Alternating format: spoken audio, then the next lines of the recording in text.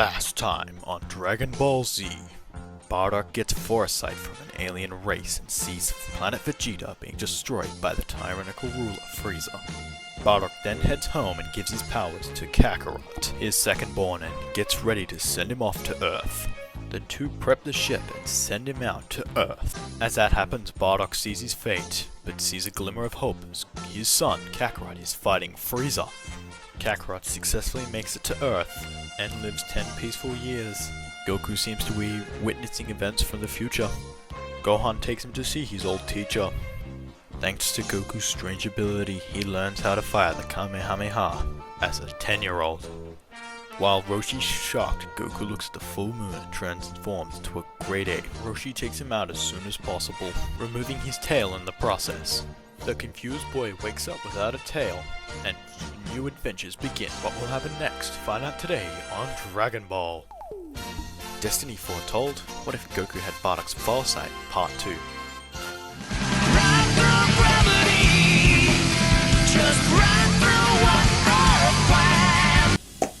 Hey everyone, Lag here. Today we're doing part 2 of What if Goku had Foresight. Now, check out part 1 on Damon's channel, where I voice it, and he's gonna do part 2 here.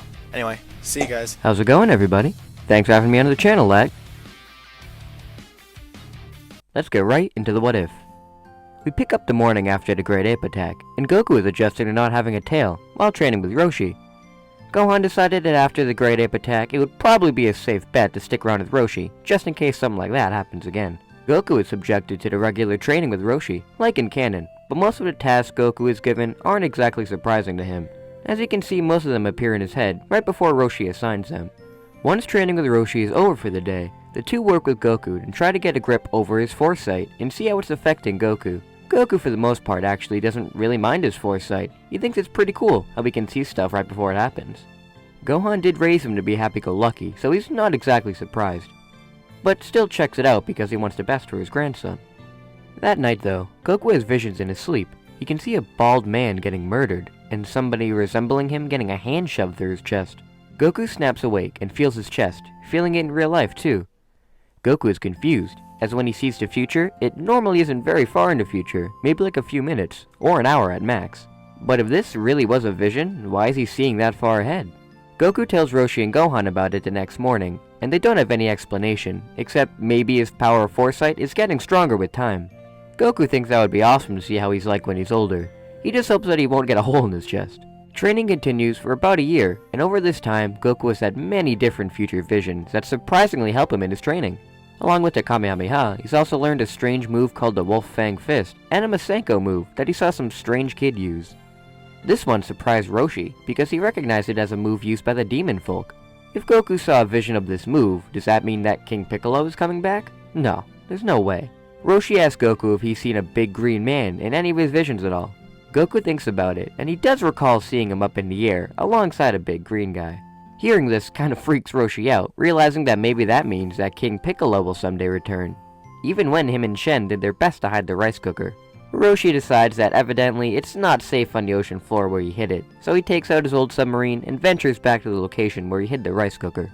Goku and Gohan continue their training, and on this day, Goku learned to sense ki, which is something Roshi knew how to do, and once Goku brought up something about it, Roshi was able to easily teach this move. Goku senses Roshi's return, and he enters the house with the rice cooker containing King Piccolo. Roshi explains to Goku and Gohan that he's going to bury the rice cooker underneath his island to make sure that Piccolo is always contained, as he knows the cooker will be safe with him now. Goku continues his training and gets a vision one day of a girl arriving, and eventually she makes her way to the island. This girl, Bulma, explains that she's searching for the Dragon Balls and would like the ball around Roshi's neck. Of course, the process of her getting Roshi's Dragon Ball still goes down as normal, except this time she has her panties on, so it's not that bad. Before she heads off though, Gohan suggests that Goku go along with her as well, so he can get a feel for the real world. Goku is kinda nervous to go out in the real world, but it sounds like it's going to be a nice adventure, so he agrees to go along with Bulma. Goku and Bulma's hunt for the Dragon Balls would begin, and things would go much easier for our heroes than they did in canon. For example, Goku's Foresight would help him realize who Oolong was right away, and meeting Yamcha would go extremely easy for Goku, due to him training with Roshi much earlier. I'd say there's a pretty good chance that Goku might actually kill Yamcha, since the fight would be so easy for him. But let's just say that Goku foresaw Yamcha being his friend, so he decided to spare him.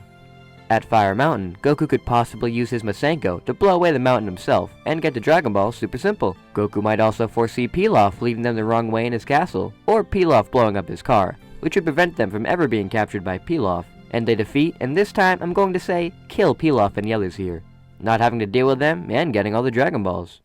Once Shenron is finally summoned, the group don't exactly know what they're going to wish for.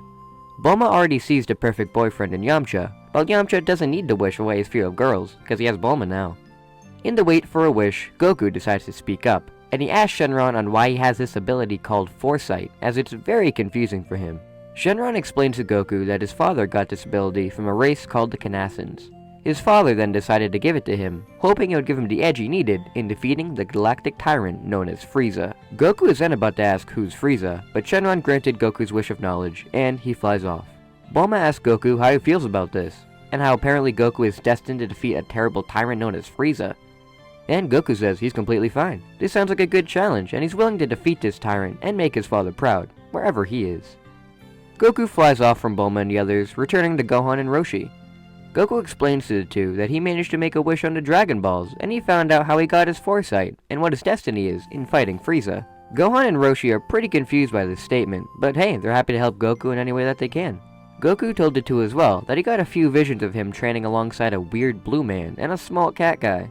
Roshi recognizes the small cat guy that Goku is talking about as Korin, and he decides that maybe now's the time to take Goku to Korin, as him training there may help him out in defeating this Frieza guy. And that's where we're going to be leaving this part for right now. Hey, I'm back. Thanks, Damon, for part 2, and quick shout out to Shade Talks Anime for the thumbnail. Really nice job, man.